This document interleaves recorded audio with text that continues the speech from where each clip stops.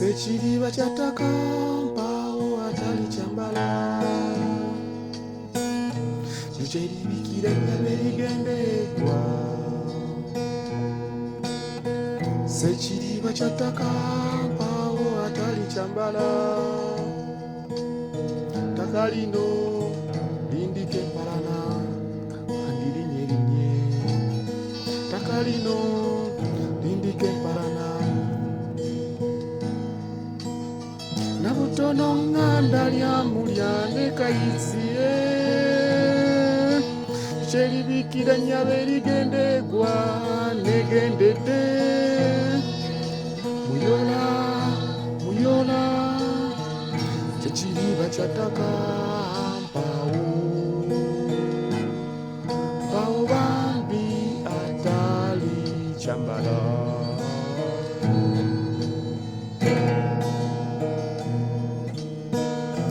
Kyeribikira ennyama erigenda egwa. Sekiriba kyattaka mpaawo atali kyambala kyeribikira ennyama erigenda egwa. Sekiriba kyattaka mpaawo atali kyambala ttaka lino lindika empalana kandi linnye linnye.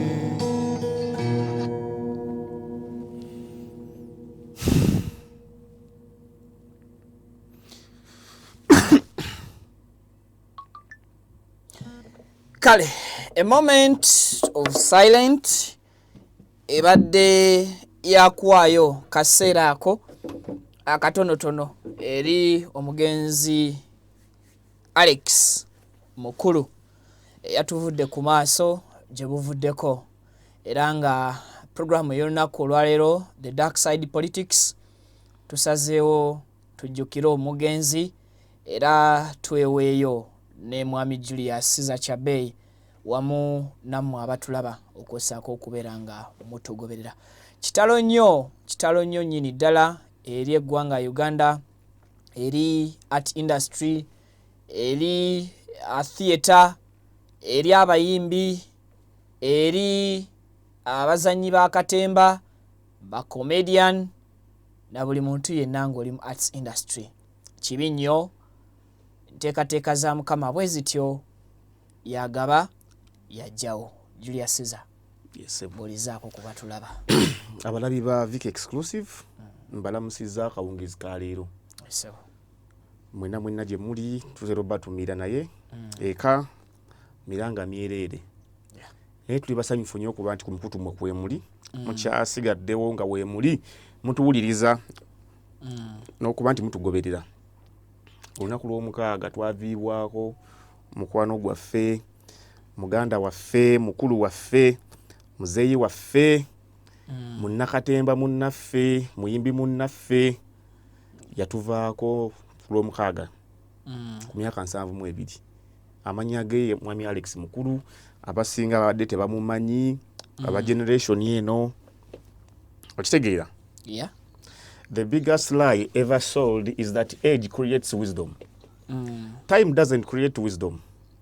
It exposes those who refuse to learn. Most people don't become wiser just because of age. They become older version of the same person, repeating similar mistakes over time. A lifetime of repetition doesn't change you to become wise. It only explains that comfort defeated growth. Alex Mukulu is a true definition of obukadde magezi. Obukadde magezi. Okitegeera. Yes, sir. Abantu bangi bakaddiye naye nga they have nothing to offer to society. Nga tebalina kye baddiza. Talina kyaddiza eri society, talina kyagattako. Ne mu gavumenti we bali bangi. Ne wabawo ebintu bingi ensi mugiraba ekutte ekkubo ddala. Naye ng'ate bannaffe be tulina abakulu abali mu society bo tebagasseeko. Okitegeerawo bagezaako kusajjula busajjuzi mbeera na kwongera munnyo mu kiwundu.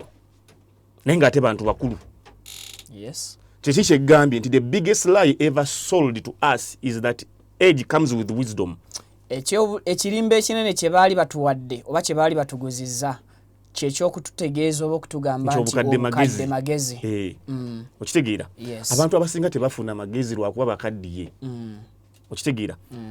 Babeerawo just time eno gy'abeerawo okuwangaala. Kugezaako kunnyonnyola kulaga nti abantu abamu tebaayiga.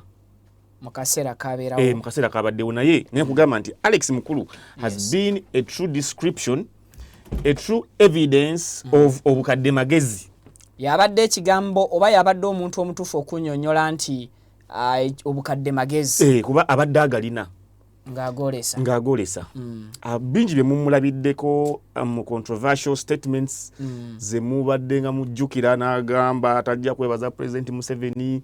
nga naye ng'omuntu ali mu society alaba ebitagenda mu maaso weebiri bingi. Okitegeera? So omwami ono yazaalibwa mu mwaka gwa 1954.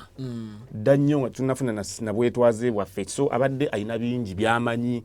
ensi engeri gyezze evolving naddala ensi Uganda. Okuvidera mu bukulembeze mu 54. Yes, mu 54. Tulina abantu bangi ababeerawo mu era ye. Era nze mbadde nga nze omu ku abo abantu abagezaako okusoma ku basajja abo. Yes. N'engeri gye baalimu, gye batambulamu. Mu 1974 batandikawo band bali bagiyita River Nile Band. River Nile Band eyo mwalimu Bafire Lutaya, mwalimu omwami mulaba bamuyita Shem Makanga. Shem nasemba okwogera naye 2019 22 nga tugenda mu COVID ng'ali eyo ali mu Europe. Basajja bangi bebadde nabo mwalimu Gayo bamuyita Fred Kanyike yali band leader. Fred Kanyike Buwule naye kati mugenzi yafa. Bakoleramu ennyimba nnyingi. Okitegeera? Alex Mukulu by then yali atandise okuyimba ne Bafire Lutaya. Naye kati ye luvannyuma ya venturing into mu mizannyo yali akuba endongo. I remember katalogo yenjiyinako newankubadde ng'ennyimba ze tezaatutumuka nnyo. Zaatutumuka abamu ku mulembe gwaffe kuzitegeera naye abakulu abaaliwo kuba kati zino ennyimba kati ze tumanyi zino nga ze tubadde Sekiriba Kyettaka bannakampala nga boogera album ya 95. Yes. Ya 95. Kati wali nga bakyali mu River Nile Band bafulumizamu nnyimba yafulumyamu olimba baliyita Shita. N'afulumya Senga Mpe Ddembe, Fire Lutaya n'afulumizaayo Nkowoola. Okitegeera? Kati bafunayo trip kuba yanyumiza tubadde nga tugenda tunyumyanyumyamu. Bafuna trip nga bagenda Japan. Bagenze kuyimba River Nile Band baginvitinze Japan egende ekole tour. Yes. Kati olugezigezi lwe lwemuyita olugezigezi lwe olw'okuba nti yayagala nnyo ebintu ebiri perfect. Nga ne wokola kivika ajja kulaga nti alina ensobi gyakusala kati banne baali tebaala nnyo okgenda naye. Okitegeera naye ng'ate album eri ku group etambulirako group eri Japan gye balina oluyimba lwe basinga okwagalako lwa Ashita. Musobola odunoonyaako ne muwuliza lwafulumya mu River Nile Band ku YouTube kwe luli Ashita. Kati eri nga lwe lutunda kyokka wano banne tebamanyi nti eri oluyimba lwasaladda kati ate bagalina mu nteekateeka zimuleka bagende bokka bagenda okutuuka luyimba tebamututte kati nga oluyimba olukutte Ashita bagenda okutuuka eri nga bagamba ani agenda okuyimba Ashita nga tewali nga bamulese bali forced to come back bamukime bagende naye ebyabitunyumiza okujjayo concert esobole okutambula tuwe esobole okutambula obulungi. Oba yali alina oluyimba olwokya bali bamulese kati gabadde amaanyi gaago kuva dda nti ne mu band ze baazirimu Rwenzori ne Rwenzori yaliwo walingawo zino endala bagiyitanga Cape Town Villa Band yalingawo ku Kyeggaba kati bwe muyita ku Cape bagiyitanga Cape Town Villa Band ng'ewe stage nga weekubira then obulamu ne butambula nga wakyali awo mu lifestyle ye ya ndongo. Kati then eventually banna abamu basasika basaasaana bafire bavaamu bagenda yasigala akuba ennyimba oluvannyuma eventually nga mu mizannyo kuba yali abisomye Makerere atandika okuzannya emizannyo era yazannya emizannyo mingi aweza emizannyo 23 emizannyo 23 giringa 24 waviridde mu bulamu sobola okuwaako egimu ku jjo ejamufuula omusajja ow'ensonga mu kisaawe ekyo nate gigino wano yes yasooka n'afulumya muzzukulu wa Kabangala 1977 muzzukulu wa Kabangala nafunako peace yes engule ya Kamukukulu 1978 eyo saagirabako Springs of Tears lwa 79 The Cigarette lwa 8 yes. Then Opera Bakisimba lwa 8 Twin Opera na lwa 8 The Celebrity 83 I Killed the Archbishop ogwo nagwe yaguzanya kubajjukira bali bamaze okutta luwumu kubajjukira kati ye kiri kyegambye nti abadde muntu asobola okupreachinga enjiri y'enkyukakyuka through art nga annyonnyola kyonna kyayagala okujjayo naye nga akinyonyolera mu art n'emizannyo kati wano era still mu myaka gya 7 eyo nga Amini yafuga waliwo omwami yakulyako ku National Theatre bali bamuyita ni yawandika oluyimba omuzannyo oluyimba lwa Wankoko akagera ako kabadde atera okunyumya oluyimba lwa Wankoko waliwo akagera bamuyita Byron Kawadwa yali yakulyako ku National Theatre Byron Kawadwa yawandika omuzannyo oluyimba lwa Wankoko kati nga akijja mu engeri Amini gyatulugunyaamu abantu n'okubattamu ng'agamba abantu bayisibwe ng'abantu jukira mu mizannyo egyo mubamu interviews we bafuna ne bakubamu music ennyimba kati ng'ennyimba za Alex zabadde ku besinga zibadde zibeera nnyo ku nga za mizannyo nga oluyimba luwandika original nga lugenda beera mu muzannyo si publishing bwa tukufunibwamu ssente nti alufunemu ssente nga luba lwa muzannyo nga bwe tulaba nti bakola sound track ya film tegenda kusangibwa wantu walala wonna kati naye bwe yalinga akikola yakolanga omuzannyo gwe n'oluyimba olunabeeramu kati aproducinga I Killed the Archbishop mu 84 then gwanga mujje gwa 85 mbasalidde gankolwa gwa 85 nagwo Stop It with 11 Men gwa 86 Liberator Kid 87 naye katono nnyo owulira titles zonna omukulu ze yali akozesanga yes owulira ddala nti Alex Mukulu nze nyina ekintu kimu kyengenda musomako era kyengenda muyigako ekintu ekiyitibwa human rights eddembe ly'omuntu abadde ngaali consideringa nyera egimu ku mizannyo gye mbadde ntera okulaba egijje nga nzizeko mu archives mbadde nsanga nnyo mbeera ezo nga mweziri tugende maaso the drunkards lwaffe bakatamira jjobyo okitegeera gwa 87 then Wounds of Africa gwa 88 Wounds of Africa gwo nagwo saagumanyako gye gimu ku gyayitimuka then Peasants Cry abanaku amaziga g'abankuseere Peasant ye munkuseere Peasants Cry nti amaziga g'abankuseere ndowooza owulira wali wenkugambye yes gwa 89 then Excuse Me Muzungu gwa 92 30 Years of Banana ogwo gwe gwali kabona mawanga The Guest of Honor produced 94 The Guest of Honor 7 Workers of Uganda gwa 95 Radio what was it about 7 Workers ngenda gunoonya bunoonya Radio Mambo Bado gwa 86 Eggudu Muganda Case 221 Eggudu Muganda Case eyo nagisubwa nali agadde nje weeri kuba kati gubadde ku Kyagulanyi abadde azze Eggudu Muganda Case yes abadde okay tugende maaso sijalwa People's President ogwo nagwo 222 tuvudde mu kaluka 221 awandiika omuzannyo People's President omukulembeze w'abantu then guno nze we namujoyiningira 27 bali baguyita Journey to Self Realization ogwa Chogam biri musanvu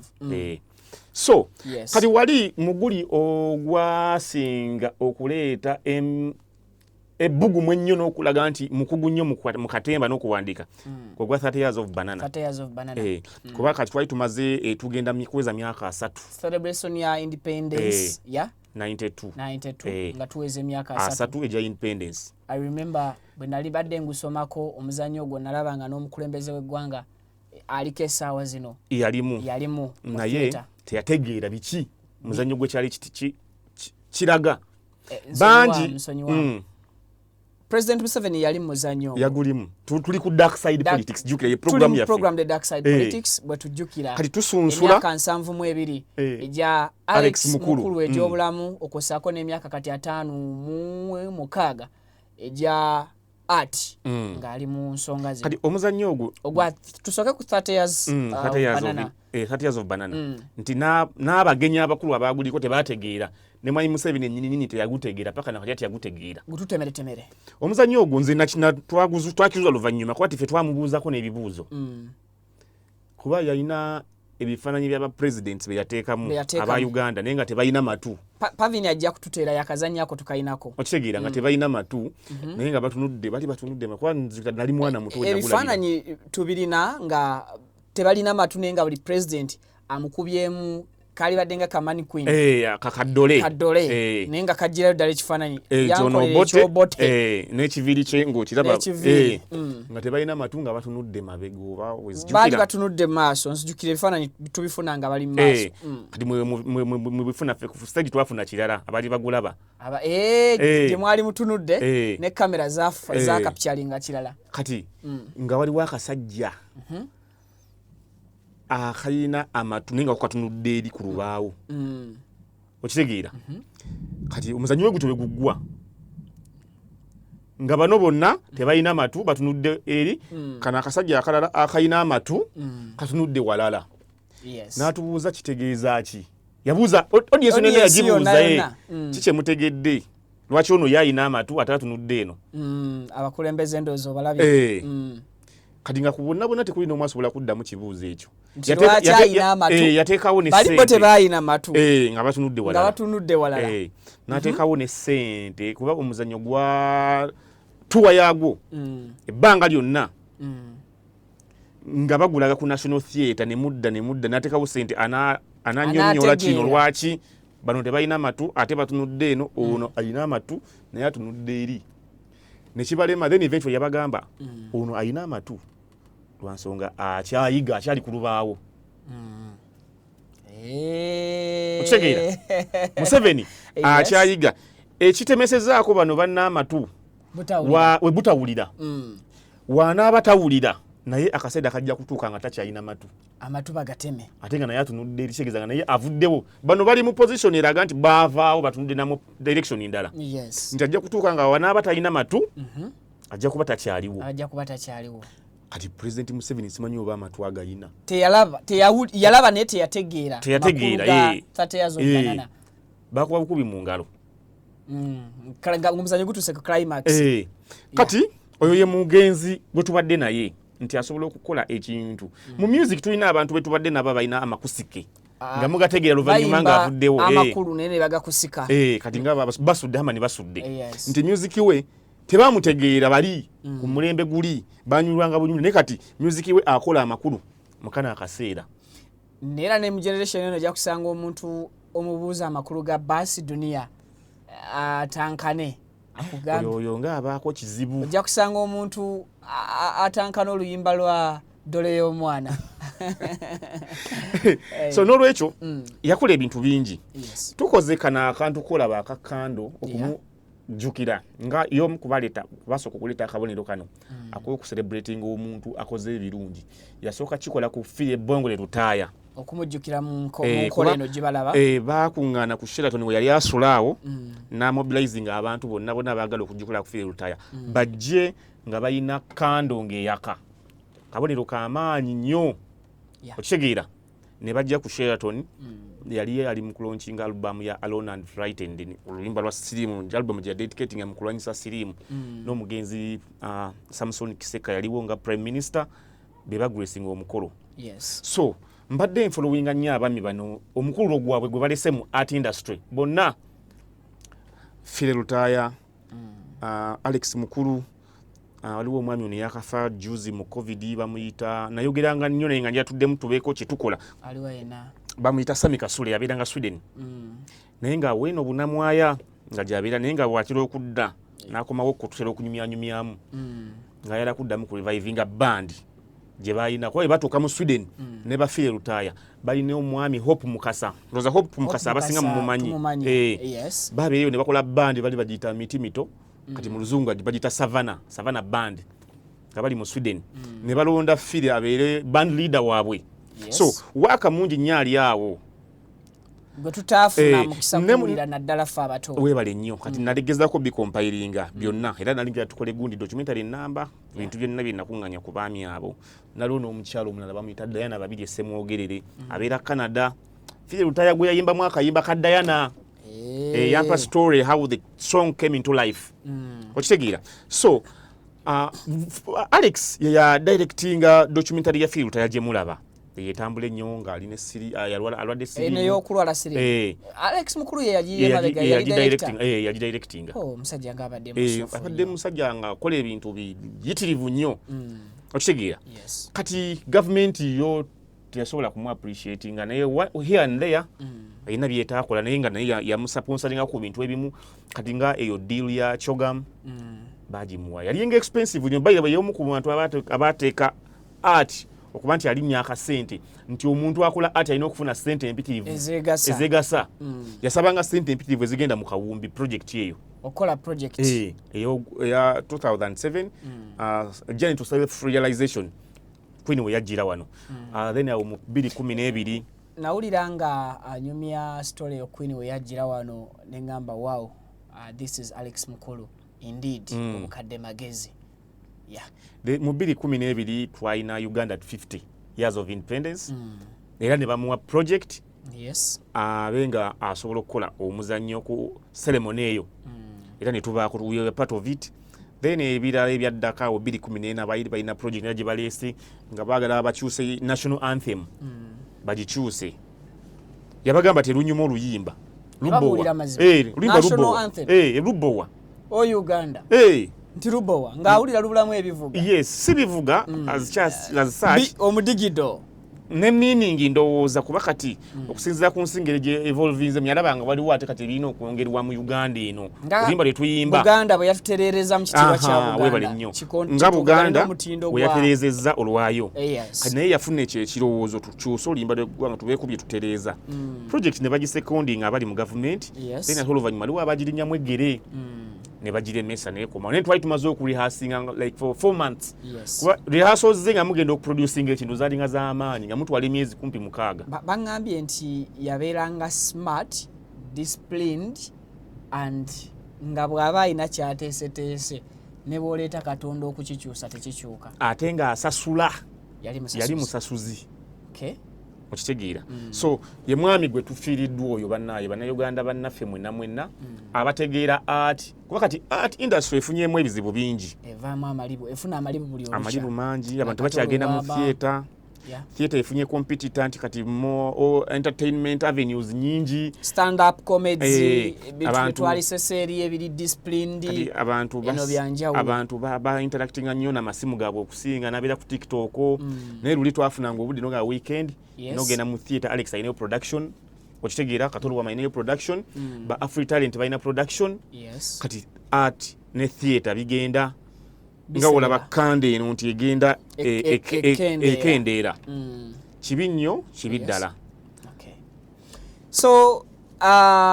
Alex ogenda kujjukirwa ndabira ddala nga art industry eyina eddibu lyeyongedde okubeera nga ateefunamu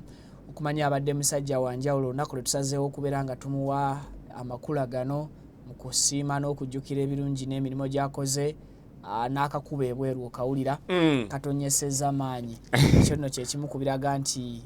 Alex Mukulu abadde musajja oba oli awo ow'emikisa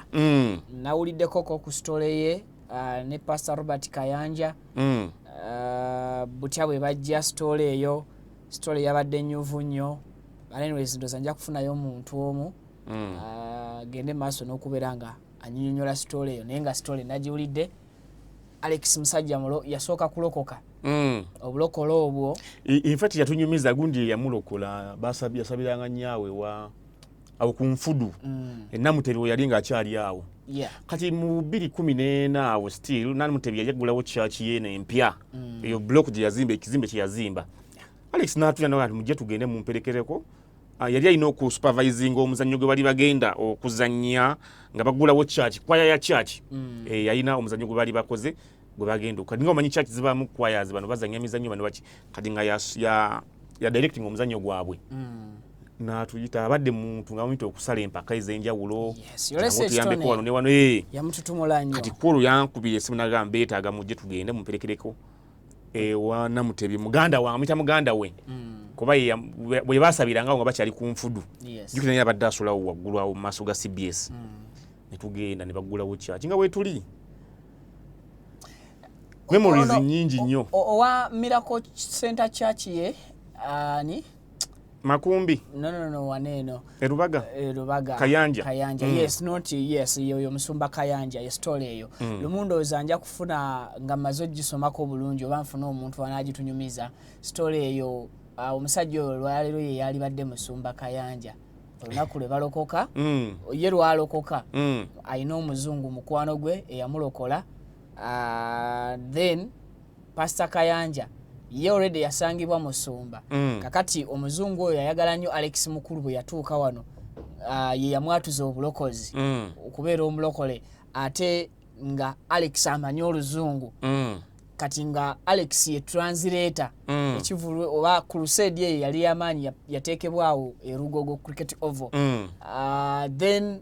esaawa abadde amutranslatingira zino ennaku nga tebanna preparing agenda muki mu crusade ey'amaanyi kakati enteekateeka yonna ng'eri nti ku lunaku lwa crusade Alex Mukulu yalina okubeera translator kakati ku lunaku olwo musumba Kayanja lwamusisinkana ku crusade naye Alex nti yali atudde mabega nnyo naye nga ku program yalina okutranslatingira abazungu kati omuzungu atandika okuprintinga ayita translator kumbe Kayanja y'omu ku batudde ku mwanjo ate nga naye oluzungu alukuba budimba so yasituka busitusi abatesitesi bakanyamugamba si gwe agenda okuvuunula waliwo omuvuunuzi nga Alex Mukulu yali wali atudde agamba musooke mumale okwerega era ndooza olunkulu olwo musooke mumale okwerega ebikya bwe mumaliriza mumpite kati omuzungu yalaba bulabi muntu ku stage ndoza Pastor Kayanja nga asinziza bano ba translator ebigambo n'agenda laba bwali awo ekifo kya Alex Mukulu ya translating oluzungu nga jjukira ono Alex Mukulu abadde akyali mupya yakalokoka kati ate olinga n'obusumba abadde ne Bible ennyiriri azimanyi kati ate omuzungu yawulira engeri Kayanja gye yatranslatingamu ng'alabira ddala nti ono alinga musumba naye ate okwawukanako ne Alex Mukulu naye gye byagenda bitambulira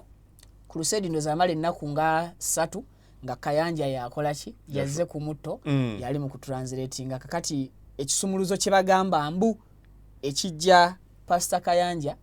mu lugendo lw'abankuseere okufuuka kyali leero yakinyaga kwoli yakifuna Lugogaawo naye kijja kitya nti ensawo bino birimu nafunye documentary mwe biri omusumba bwe bamaliriza oyo omuzungu bamuyita ba dokitaani erinnya ndirijjukira n'akwata ekisawo mbwe ekya ssente naye nga Kayanja tamanyi nti mulimu ssente n'amugamba kino kyekisumuluzo ekigenda okusumulula ki Uganda abantu boogenda osumbanga ebiseera ebyo nti sirimu era yali mungi abajjukira emyaka egyo kakati omusumba Kayanja yagenda okusumulula ekisawo nga mulimu ki mulimu ssente okuva kwolwo nti Kayanja taddanga amabega naye ne Alex Mukulu bambi omuzajja teyamukola ki teyamwerabira zenyonyi ze yagendanga mu Amerika emirundi 15 history so tugezezaako okubeera nga tumuyitaayitamu naye nga awummule mirembe omwami Alex Mukulu famire ye tugisaasira family omukyala Christine Madam Christine Mukulu ali mu US alina okuba nga atuuse by tomorrow enkya ku Lwokubiri kuba program gye baatuwadde nga batuuse abaana abamu weebali waliwo majesty tanatuuka abadde akyalinoza naye mu US ayinamu n'omulamuzi aba mita Majesty erinnya li badde manyi nti Majesty nayo bilala Majesty ali US balina kujja ne Manuel Christine encha so tusasira nnyo family eyo era kati ffe tetumanyi we tugenda kudda kwati nga bwe nagamba nti okufa kw'omuntu empaji omuntu omukulu mu society pain yakyo ebanga woolaba etterekero ly'ebitabo nga lisaanawo lijja okitegeera the death of an elder pains as the burning library okitegeera twafiirwako wano library make yakwata omuliro naye kati ebintu bye twafiirwa bingi nnyo kati singa bukya ku makya Uganda National Library wali ku Buganda Road nekwata omuliro bingi bitagenda kuddamu kufuna betaaga bateeka ebintu mu archives batandika obigira obifula digital kati abazungu ate bo batandisa okikola ekyo babifule digital ebitabo byonna batandisa obiteeka mu digital format kuba kati wano twalibadde tukwata kifaananyi kya Alex Mukulu ne tukireeta naye kati olw'okuba nti digital tusobola okuwummuza ekintu nekiprojectinga kintu kye tuba twagala. So Madam Christine omugenzi abadde mukwano gwaffe tukusaasidde nnyo okufiirwako omwami wo gwe n'abaana bo n'ab'enjuuyo Mukama asobole obbagumya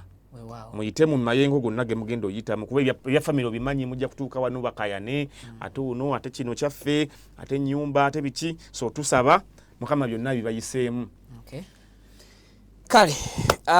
ndowooza nammwe mu comment section awo musobole okutwegattako ate ne tujjukira ebirungi bya Alex Mukulu byakoledde eggwanga lino Uganda akaseera Mukama kamwazisaako obulamu mu kiseera watambulidde wamu naffe ng'atuweerereza mu mizannyo egy'enjawulo mu bitone bye eby'enjawulo. Omusajja oyo abadde behind nnyo mu mizannyo egimu egy'amaanyi gye mulaba era bangi kummwe mbadde muyinza okuba mugamba ffewo kino nga tetukimanyi naye bw'ona agenda okubuuza ate ekimu ku bintu ebiri mu ati ebyakunyumira nga mwalimu knowledge y'omukulu oyo Alex Mukulu. Kale bayirawe kirina bidde okugamba kye yatugamba eno idea y'abana abakazi abatandika okusalasala amatooke amenve buno obwenvu we bakaza ne babuteeka mu kiveera mugonjagonja obwo obwenvu ne babusala bulungi ne babuslicinga yali idea ya Alex yatugamba balina omuzanyo gwe bali bazanya n'agamba ne kati ekireeta abantu ababeera embalala owe Masaka ne bajja n'amatooke okitegeera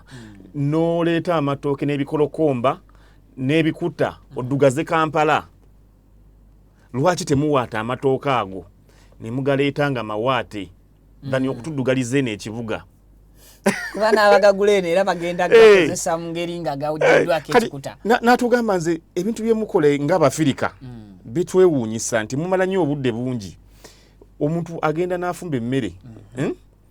n'asooka akwata ebikolokombo oba emiziŋŋoonyo n'ateeka wansi nayiwamu amazzi kati n'osooka n'otokosa ebikolokomba then emmere oyonoonwa amanda oba gaasi n'amasannyalaze okitegeera bingi bitubadde byadde nga tunyumiza ng'olaba sayansi we mulungi ate nga bikola okitegeera osooka omale esigiri namba okyatokosa bikolokomba then biveemu simanya bigenerating steam emmere gye kati lwaki toteekamu buteesi matooke kati yalinga yatugamba nze naleeta enkola y'abantu okufumba emmere y'eminwe we yatugamba waatyo yagamba nabagamba gweofumba otya ebikolokomba n'osooka n'amanda ne gaggwako emmere tennajje n'ebikolokomba byo byayidde dda byotagenda kulya nti kati juvike olinako uniti emu ey'amasannyalaze oli mu kufumba naate kumala okufumba amatooke go ne gajja nga tekuli bikolokomba naye kati gwe osooka okutokosa ebikolokomba uniti tejja kumala ate emmere ejja kuba mbisi kitegeeza sifunyononya amasannyalaze kati wata amatooke gateeke wali ogatokose ommere omala oba oganyige namula oba ogakole ki oli emmere yo oba ogali nga malamba so bingi bitwanyumyanga naye kati sabadde musajja wamboozi kuba mumanyi ako kagatteko abamumanyi kuba mumanyi bw'oba wadde tomanyi Alex Mukulu naye oba munamole ne bamukuwa mu interviewinga akutunula mu maaso bw'ati bangi bamentalinze nekikukalubirira naye ate bw'omutegeera ng'akwanguyira bafiye twali nabo era mu mweyo gundi ya 2012 Uganda 50 bayimbi bangi abayise emikono gye kale ke kaseera ako ke tusobodde okubeera nga tuwaayo ndowooza the dark side politics tetubakoze bubi era n'omugenzi tuli basiimu ffe nga bannaviki exclusive olw'emirimu gye gyawadde eggwanga lino. Kale bwe tuvaako sides zeeyo tutandikire wa kaakati tugende ndoweza ku batemu bano be basalidde emyaka 15 kati kuba baali basalirwa emyaka 7 omulamuzi n'abongera 8 abajjukira obulungi omuvubuka omu amanyiddwa nga Yanga omulala amanyiddwa nga Mugisha balabwako mu butambi oba mu katambi akamu akakwatibwa CCTV camera nga balina omuvubuka wa boda gwe bamize omuso mu biseera ebyo bamutta ate ne bamala ne batwala ne pikipiki. Kyagenda okuzuuka ku poliisi nga bano bazizza emisango egiwererako ddala era nga emisango egyo gyonna girimu okutwala obulamu bw'abantu okusaako n'okubba pikipiki ez'abantu. Olwaleero omu ku bo amanyiddwa nga Yanga asabye omulamuzi Alex n'amugamba nti emyaka onsalidde mingi ssebo nkendeereza ku kibonerezo nze nnyina essuubira okubeera pulezidenti w'eggwanga. Omulamuzi n'afa jjukira yali yafudde dda. Omuvubuka alina okudda mu senses ze. Teriyo nsi esobola kukkiriza kwesimbawo nga waliyo convictingiddwako omusango ogw'ekikula weekityo. Yes. Okitegeera. So tatumalira budde nti omulamuzi amusalireko olw'okuba alina ekirooto ky'okufuuka pulezidenti. Ne ssemateeka tekikkiriza omuntu naina yali asingisiddwako omusango tosobola kwapiyaringa ku baloti ye Uganda bw'obanga wali obaddeko convicted va ku bino ebyokukusa basimanyi okudetaininga naye conviction nti kati tukuwasalidde emyezi ne weeba wiiki nga gwali gukuseeko mu vi ne weeba wiiki nga gye wamala eruzira oba toli eligible okubeera ku baloti eya Uganda. So omulamuzi tumwebaza naye era kiri kye nagamba justice delayed is justice denied. Bano abantu bakandaaliziddwa nnyo okubawa ekibonerezo kyabwe. Omusango baguza 2018 yali 2019 kati gye emyaka 7 egiyiseewo nti kati abantu famire z'abano abantu omwami eyattibwa mulimu abafudde nga tebalabye ku bwenkanya. Okitegeera okufa kw'omuntu nga baafa kibaluma naye singa omuntu afa nga ategedde nti omuntu yamukolako ekikolobero naye yasingisibwa omusango gwe guti era ali mu kkomera ne woofa ogenda oli mumativu naye ebbanga libadde ddene nnyo ng'ate obujulizi bwaliwo simanyi lwaki obuluma babazaayo ku scene ne ba reconstructinga ne scene ne kamera nga weziri kuba bayire ne police erese ekiteeso nga balina software gwe baagala okuleeta bamutapinge mu kamera z'abantu ababulijjo ku security system zammwe nti nabo basobola okufuna ku bikolwa ng'ebyo tusobole okumalawo obutemu n'ebikolwa by'effujjo. Okitegeera bakole kuzaabweru access software na ebikolwa mu mayumba g'abantu biba bingi anti mu mayumba g'abantu tasobola teeka kamera mu toilet oba mu kisenge kye kamera agiteeka mu kikomera naddala kati bano abakungu abajja n'ebisawo abakola money laundering abajja n'ebisawo era kituyambako kuba obubbi kiba kituyamba kuba kati Vicky nawo bwateeka kamera ewuwo ne teri kamera eri mu kisenge kye buli kodinga na mukyala wo ezibeera wano mu ddiiro okitegeera mu mulyango mu compound so kati omuntu ebintu ebyo tuba tubyetaaga poliisi era yali erese ekiteeso ekyo naye simanyiwa bwe kyakoma okitegeera so omulamuzi tumwebaza naye abantu ng'abo bannaayi tuleme batereka buteresi makomera gaffe kutuliira mmere kuba kati ffe gavumenti ffe omuwi w'omusolo amakomera g'eruzira oba amakomera ga gavumenti gatwala budget kukulabirira abasibe kati omusibe ng'oyo tasanidde kubeera na mu banne omutemu mulimu abali eruzira abatazza musango kikyo tukimanyi kuba sibiri yali eruzira nti yazza omusango naye bano baaguza sagala munkwate bwe bannaye mugambe nti nefudde omulamuzi fenna abaliwo mu biseera ebyo 2019 akatambi katambula nyingi gye batta omuvubuka wa booda bamukwata ne bamutuga ne bamusikako elementi ng'ekigenzerwa kyakutta muntu so sina kumubbako bubbi okitegeera waliwo omuntu ajja nga yala jasi kubbako kintu kyadduka agende naye nga baagala kumuleka nga bamusse wakiri mukoona akakongovulo oba evivi aleme kugoba bamusika ne balwana okumugyamu elementi jira bagisiba baboda ne bateeka ne bateekako ne wansi basooka ne bagisika neegaaniramu n'agikikitanya n'agisikamu ng'onaamukutte waati aleme kusambagala ono lwagijjako ne badduka wali we bali bakwese ennyondo kuba jibira bo bagenda okuttira ne basooka ne basupervisingawo ne bainspectingawo bulungi ne bafuna we bakweka ebisi byabwe kati gwe bakujja eno ng'obalaba bali mu kapale na kapati talina na kyalina kyonna kati kumbe wali we bakutwala we wali ebisi byabwe ono n'amuta n'agenda n'asikayo ennyondo n'amukuba ennyondo eziwera ku mutwe okitegeera so kati abantu ng'abo nze nsaba tebateekeddwa kubeera katamiuza keko abaana bakabaddizzaayo tebateekeddwa kubeera mu society tebateekeddwa kubeera mu society bajjibwe kalabba anti akalabba era obeera mukonde mu ennaku zino akalabba tebakutta babatte babajje mu society kuba ne luzira nayo society naye ngenzeko eruzira kiringa it's a community abasibe babeera omu ne batambula ne bagenda n'okulima ne balima okitegeera so gavumenti tugisaba abantu ng'abo tubajje mu society gweno abantu gwe gusinga nga n'omuwere akiraba nti gumusinze leero kyagana kgenda mu biseera bingi kubuuliriza kukola ki okitegeera kamera zaamukwata ez'ekikomera kya neiba nebo ne bakkiriza kati lwaki tuba tukandaaliriza emyaka 7 nga tulinze ono gwe yaleka abantu be tebakyasobola kweya ayinza oba yalina gwe yali yarabirira nga mulwadde abavuzi ba booda abasinga alina abaana maama taata alina ne baganda be balabirira bonna bali ku ye okitegeera so anyway gavumenti tugyebaza naye nze era nkukulumyemu omusango mugukutte kasoobo muluddewo okuwa ensala guluddewo abantu abamu babyera nobyerabira kati n'obulumi butuuka ne bugenda kati mu society naye wali nga ffenna tukyalina ekiyongobero okitegeera tuba twetaaga tufune judgment eyo naddala zino ezisaanidde ng'ogwokwera gwayanguwa naye nga ate teguliko na CCTV kamera yalaba naye kati gwe nate ogwaliko CCTV kamera okitegeera tegusobola nakuba muzibu obujulizi weebuli kale bwe tuvaawo ndooza sides zaawo tugende ku nsonga eya kikati olwaleero ndabyeko omuyimbi Mansur Semanda abasinga gwe tumanyi nga King Sir nga agendako emulago okulaba omu ku bavubuka abakubibwa mu bulumbaganyi obwaliwo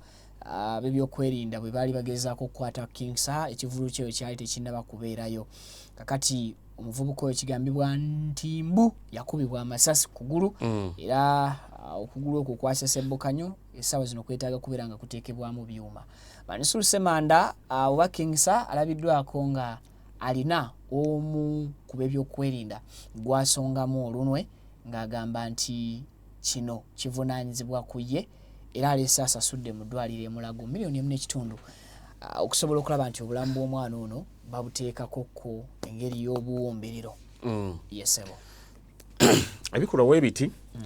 bijja kusigala nga bikyagenda nnyo mu maaso mu nsi yaffe kasita twasalawo poliisi yaffe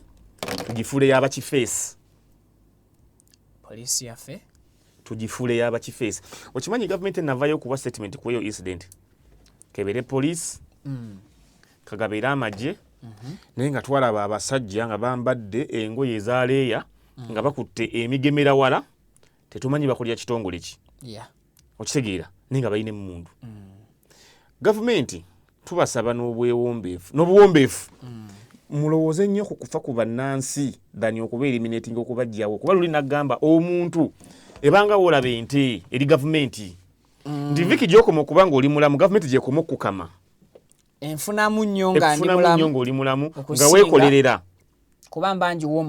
omusolo ogugibeezaawo okitegeera nti kati tulina omuze ogw'okutta bannaffe kagenderere poliisi operation ki yali esobola okutwalibwa ku King Sir nga mumusindikidde emmundu ezisukka 5 nga n'abazikutte bali muleeya musango ki gwe bamuggulako sinakati gye buli kati tetumanyi okitegeera kati n'osindika abantu bagende ku operation ku muntu omuyimbi w'eggwanga operation ki eyo teyina linnya tegedde musango kiguguddwa ku by'abantu amasasi tewali kyogeddwa tewali compensation teri statement okitegera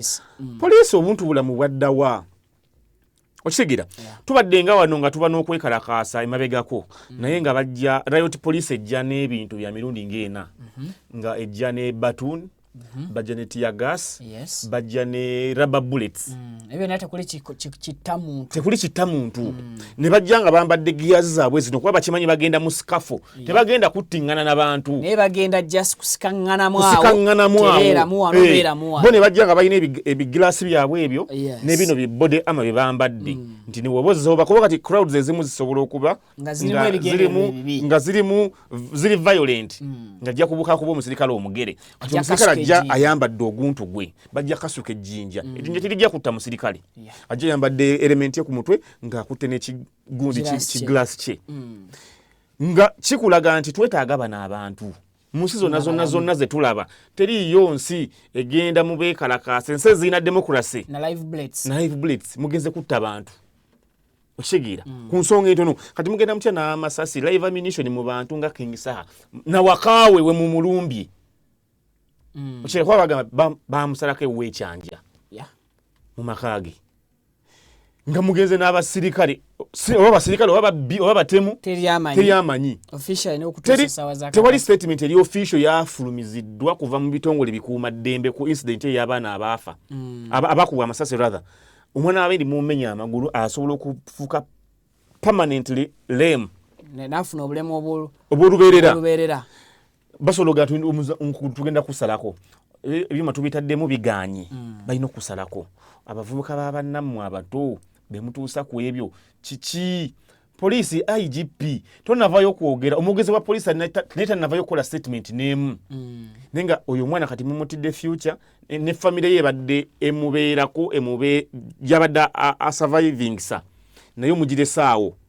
ogwo omuze tugukomye vika omuntu omulaba kati ng'oyo omwana nti yajja avedde ewabwe mu kyalo azze akole obwa bawunsa ewa King Saha amusasulayo emitwalo gye 3 olunaku ayina omukazi ayina abaana oba kale fan okitegeera kati n'ebisinga okwewuunyisa nti bakugamba nti banate bebakuba tebaabirinamu tebaabiriiko because yali ambuka okusala enviiri yayambuka okusala enviiri nga aligenda mu saaluuni damages zaakolwa ku saaluuni awo wonna poliisi tenavayo kubaako kyeyogera luli poliisi ebadde ng'efa ku bantu omulamwa gwa poliisi omukulu to protect and to serve okitegeera nti okuume abantu n'ebyabwe okitegeera naye luli nga we mwekalakaasa babaleetera ebimotoka bya tiyagaasi n'ebimotoka ebikuba amazzi viki twambadde white fembi nga ne woyita buyisaawe beekalakaasa ne gakusammukira nga bagenda kunoonya buli ayinamu kapinka katonye ku saati ye atubuulire gy'abadde kuba bakimanyi lwaki yayise wali abeekalakaasa bakutwale ku poliisi onnyonnyole waakiri oweeyo emitwalo 5 okuvaayo poliisi esigale ng'eyingiza nawe osigaza obulamu dhani okutuweerezanga abantu bajje batukube nga bukubi masasi fenze bankubako ku rubber bullet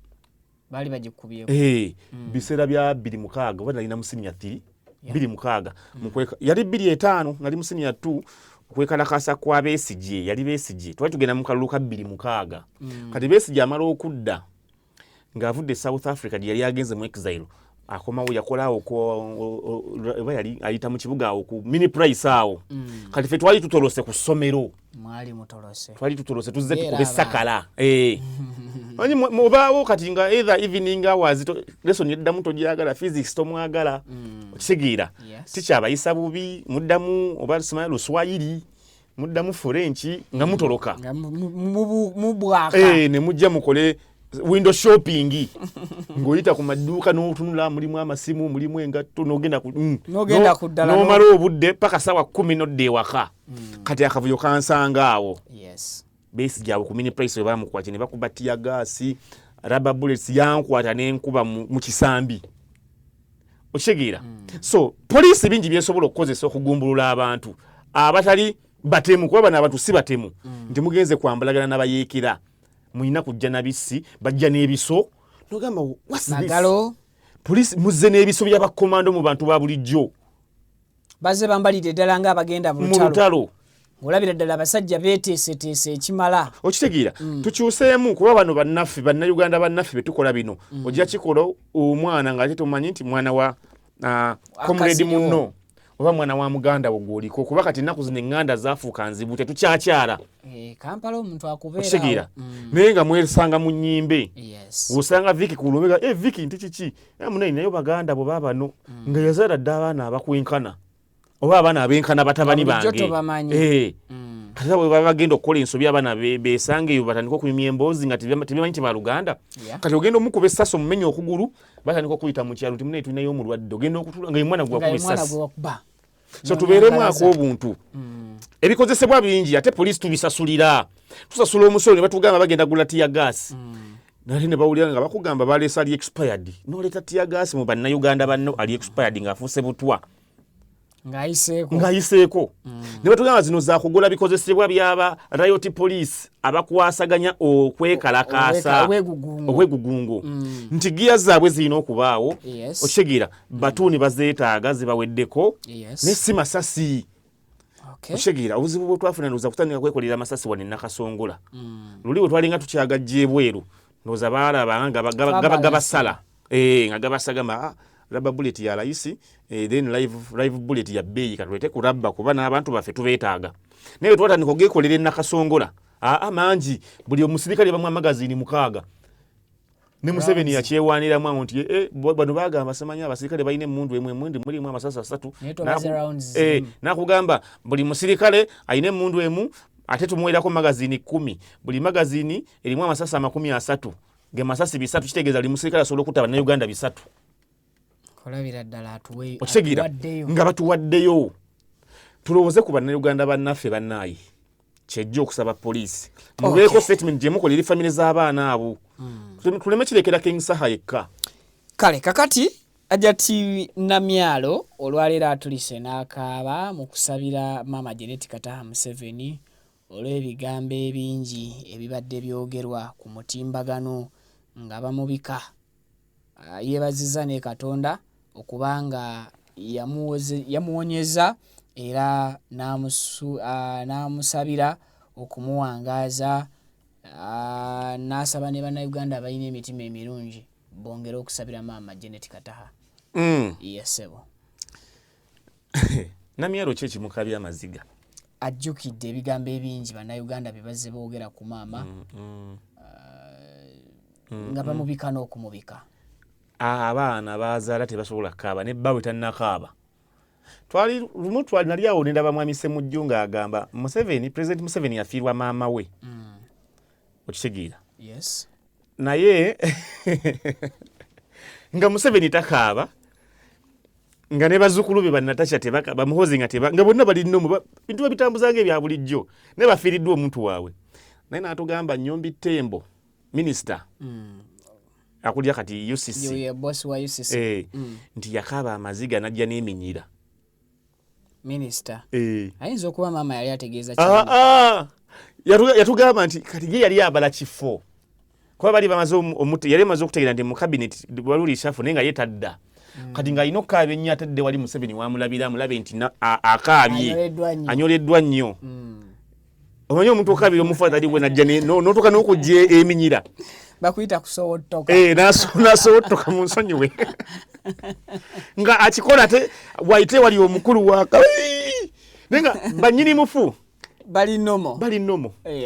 President Museveni takaaba bazzukulu be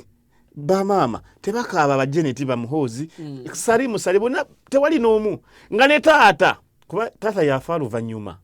yafudde recent taata mwami Amos Kaguta naye nga waali naye nga naye takaaba naye nga mwami Nnyombi Tembo ng'akaaba tewali attachment yali abaza akafa kati n'omukyalo ono sirabawo kimukaabya bateeseteesa okusaba kuno tekubaddeeko sirabyeko wa famire ya maama anti kati kyekyo nti kati gwe omwana ayagala ennyo omuntu ayagala ennyo omwana okusinga nnyina abona kigendererwa ki amaziga alina gakujaajamyawo yegatyo omukyala Namyalo anyway tusabire mukyala Janet Kataha Museveni si ku buno si ku buno obukando okay buno bwa mufu nedda anyway tusabire first lady waffe omukyalo oyo nze mwagala nnyo y'omu kuba abadde mukwano gwa Alex Mukulu y'omu kuyamusekiwalingiranga n'ezo projects ezimu nga mugamba Alex muntu mulungi, Alex akola bulungi, wakowe mulungi nga mulikomendinga.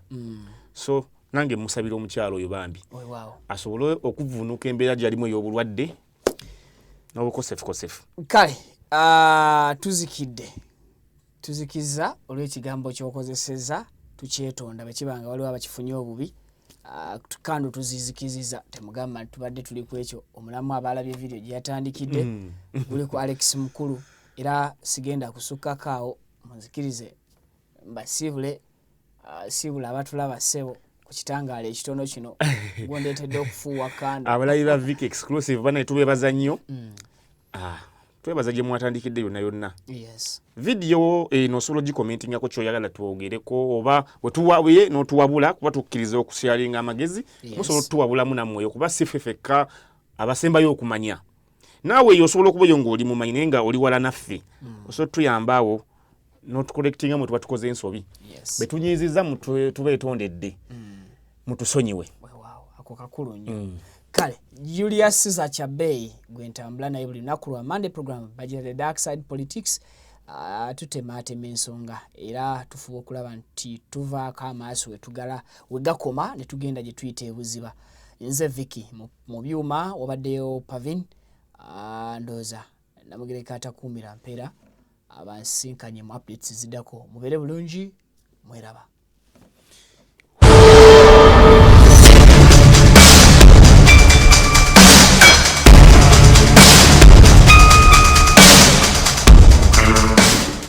Amanya gange nze Kibira Hassan okuva mu Kibira Construction Company Limited.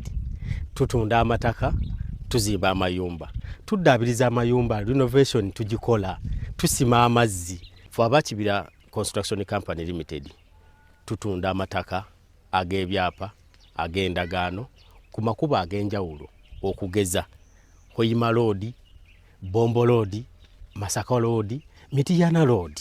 Ate tukiriza ne Kibanja Mpola. Osobola tukyalirako ku office zaffe ezisangibwa Essenge wa Kiso. Oba tukubire ku masimu gaffe 0755 36 37 82. Ojje tugende mu maaso n'okwogereza ku business yonna gy'oba oleese mu office yaffe nga bwe nzoogeddeko waggulu. Tujja kwataganira wamu kubanga bye tukola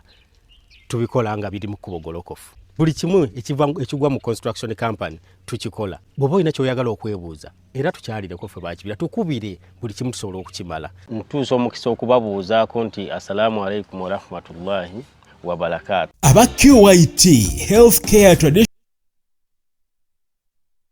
Chinese Medicine abasangibwa Nansana ku Yesu Amala mu maaso ga Total ku kizimbo kuliziwa Hair Academy bakutegeeza nti weebali nnyo okujjanjaba endwadde ez'enjawulo omuli asthma, sukaali, fibroids, ssenyiga w'ekibumba, hepatitis A, B ne C. Abasajja n'abakazi ab'ennyoma mu nsonga z'obufumbo, abaludde okufuluma, kiyite constipation, omugongo oguluma, amagumba gakumeketa, alumizibwa mu nnyingo n'endwadde endala nnyingi. Balina ebyuma ebikebera endwadde mu buli kitundu kya mubiri eby'omulembe wamu n'abasawo abakugu mu kujjanjaba. Ate jjukira nti bataddewo promotion ng'okukebera omubiri gwonna kwa siringi mitwalo 3 kitundu zokka. Kale yanguwa ofune obujjanjabi obw'omulembe. Anti obulamu bugagga okumanya ebisingawo ku bino bakubire ku 0764